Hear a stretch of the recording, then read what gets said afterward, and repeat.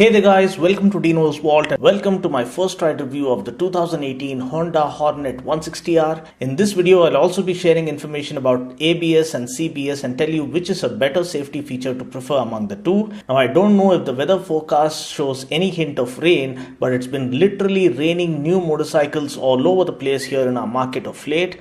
It almost feels as if every manufacturer is on a supernova mode in their quest to obliterate the competition and reach the top spot. Now, getting back to this video, the bike I'm reviewing today is the CBS model. The ABS variant is yet to arrive here. I'll do a quick ride review of that model once it arrives. But for now, let's just go ahead and find out what all new we get with this 2018 Hornet 160R.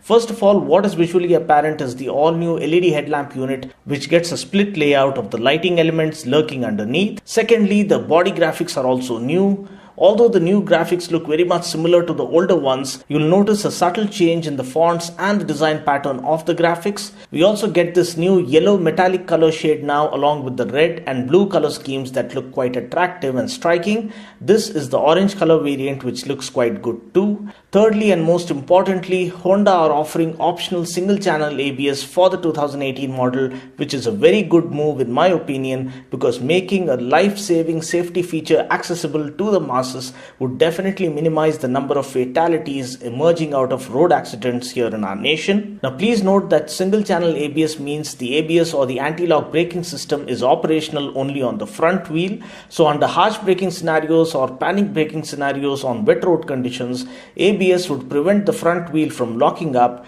thereby preventing the bike from skidding and crashing. Now, please note that ABS is just a good safety feature that minimizes the chances of you crashing with your bike. Never be under the opinion that just because you have ABS feature on board that you can ride at breakneck speeds, and even if you brake hard, the bike will not skid and you would not crash.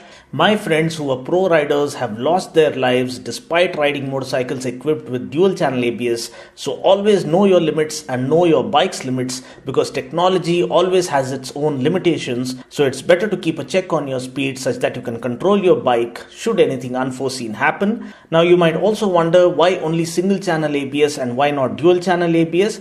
First of all, the companies try to keep the production cost low such that they can price their products aggressively. Offering dual channel ABS would further increase the price and render the bike more expensive than its rivals. Also, as per experts, the ideal braking technique involves applying 70% pressure on the front brake and 30% on the rear brake. Now, experienced riders for the most part use only the front brake and hardly use the rear brake, so having ABS on the front wheel is sufficient enough for experienced riders. However, for rookies and inexperienced riders, bikes with dual channel ABS would be a lot safer. Now, I know that was one heck of a lecture, so sorry about that. Now, getting back to the review, let's just quickly compare the Hornet with the X-Blade for those who might be confused as to which one to go for.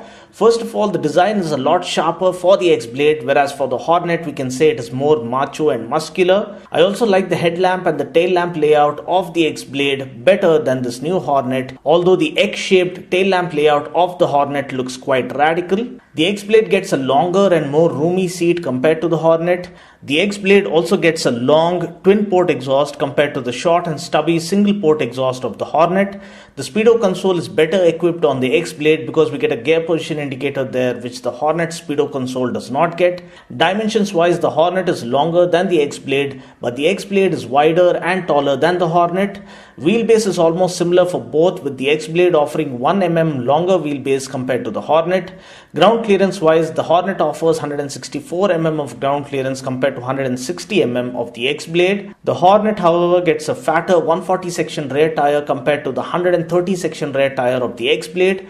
The Hornet gets pedal discs at both ends and also gets optional ABS, whereas the X-Blade gets only a front pedal disc and doesn't even get an optional rear disc as of now. We do get hazard switches on both the bikes, which is a good add-on and would really come in handy while touring or even in foggy and rainy conditions. The tank capacity remains the same for both at 12 liters. Weight is also similar for both the bikes, with the Hornet ABS variant being 1 kg heavier than the X-Blade.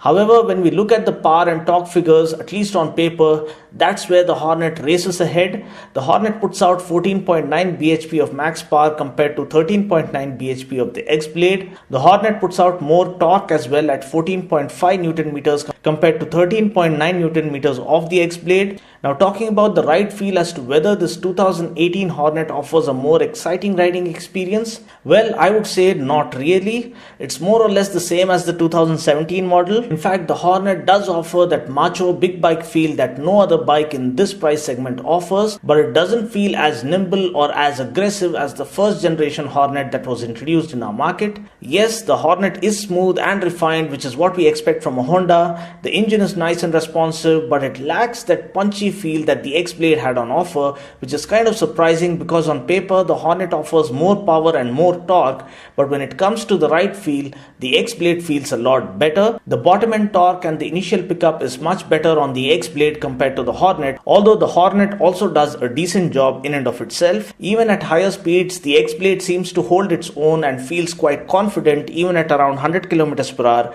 but the Hornet holds up good up to 90 km per hour, post which it starts feeling a little uncertain and a little out of sorts. One more thing is that the handlebar is positioned slightly closer to the rider on the Hornet compared to the X-Blade, so the Hornet feels easier to flick around and the maneuverability is better on the Hornet compared to the X-Blade, especially in city traffic. The clutch feel and throttle action are light and easy on both the bikes without putting much pressure on your fingers, palms or wrists. The gear shifts are quite smooth on both the bikes as well. Talking about the brakes, the Hornet gets a 276mm pedal disc up front and a 220mm pedal disc at the back. The one I'm riding in this video is the CBS variant, which stands for Combi Brake System.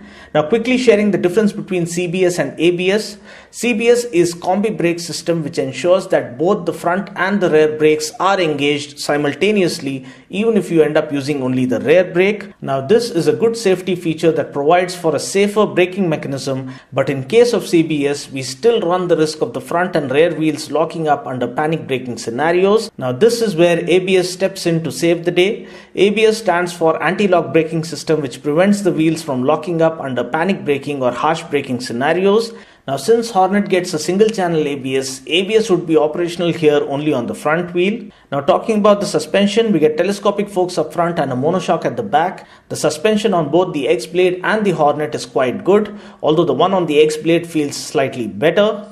The Hornet suspension is slightly on the stiffer side, whereas the X-Blade suspension offers a perfect blend of comfort and performance. So what is the verdict, you might ask? Well, the Hornet is good at what it is sent out to do. It offers a macho big bike feel with good road presence. It has a refined and responsive engine, offers better safety equipment with optional ABS or CBS, and is also priced reasonably well compared to its rivals. The X-Blade, on the other hand, takes all that the Hornet does well and does it even better by offering better ride feel, better pickup right off the mark, better refinement, and a more planted feel at higher speeds. So if it is riding pleasure that you are craving for, then the X-Blade is the one to go for. It also boils down to which design appeals to you the most. But with the safety features being offered with the Hornet, I personally would suggest that you go for the Hornet ABS variant, because there's nothing in this world that can compensate for the value of life of an individual, and safety has to always be our top priority. Mileage wise, I think we can expect around 45 to 48 kmpl from this bike under mixed riding conditions.